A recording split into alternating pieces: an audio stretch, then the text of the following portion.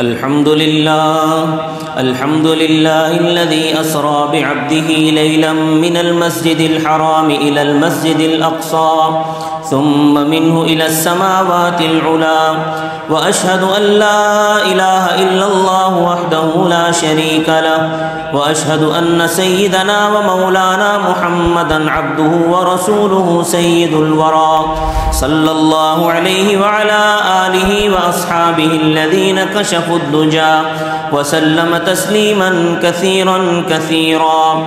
أما بعد فقد حان شهر رجب الأصم له أحكام بعضها من بعض أهم، فمنها كان رسول الله صلى الله عليه وسلم إذا دخل رجب قال اللهم بارك لنا في رجب وشعبان وبلغنا رمضان.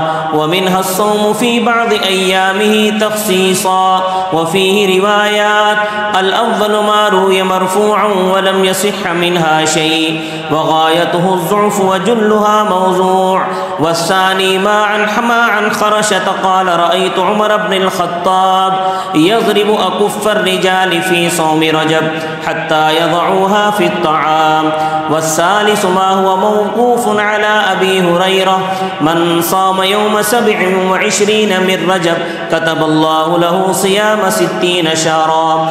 وهذا مثل ما ورد في هذا المعنى. ذكر هذا كله فيما ثبت بالسنة، ومقتضى الثالث الصوم لكن لا باعتقاد السنة وثبوته عن الشارع بل من حيث الاحتياط. ومقتضى الباقيتين عدم الصوم تخصيصا صونا للأحكام عن الاختلاف، ومنها ما اخترعه العوام أو الخواص كالعوام من اتخاذهم ليلة 27 موسما ويذكرون فيها قصة المعراج الشريف، والحكم فيه والحكم الذي سبق في خطبة المولد المنيف. أعوذ بالله من الشيطان الرجيم. لتركبن طبقا عن طبق. بارك الله لنا ولكم ولسائر المسلمين إنه هو الغفور الرحيم. الحمد لله نحمده ونستعينه ونستغفره ونؤمن به ونتوكل عليه، ونعوذ بالله من شرور أنفسنا ومن سيئات أعمالنا. من يهده الله فلا مضل له ومن يضلله فلا هادي له. ونشهد أن لا إله إلا الله وحده لا شريك له، ونشهد أن محمدا عبده ورسوله. أما بعد فأعوذ بالله من الشيطان الرجيم. إن الله وملائكته يصلون على النبي يا أيها الذين آمنوا صلوا عليه وسلموا تسليما.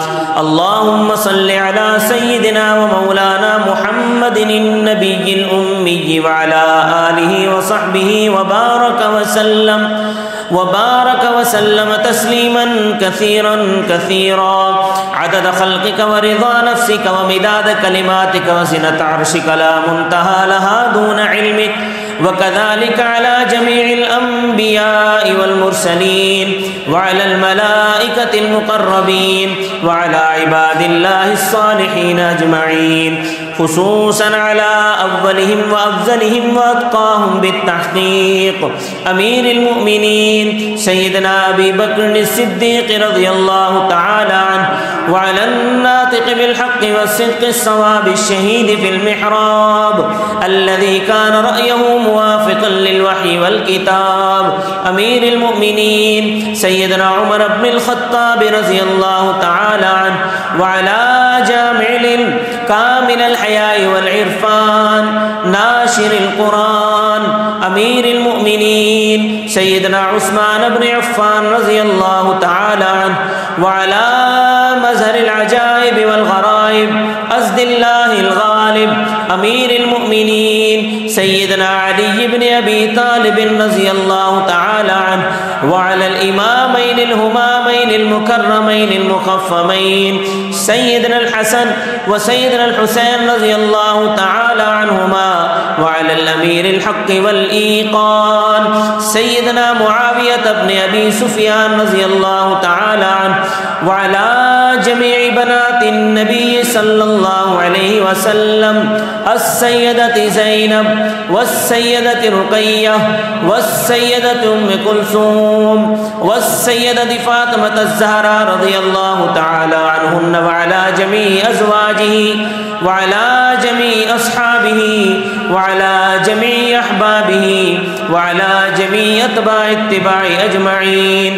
اللهم انصر من نصر دين محمد صلى الله عليه وسلم واجعلنا منهم واخذل من خذل دين محمد صلى الله عليه وسلم ولا تجعلنا منهم. عباد الله رحمكم الله إن الله يأمر بالعدل والإحسان وإيتاء ذي القربى وينهى عن الفحشاء والمنكر والبغي يعظكم لعلكم تذكرون. اذكروا الله يذكركم وادعوه يستجب لكم ولذكر الله تعالى أعلى وأولى وأعز وأجل وأتم وأهم وأكبر والله يعلم ما تصنعون.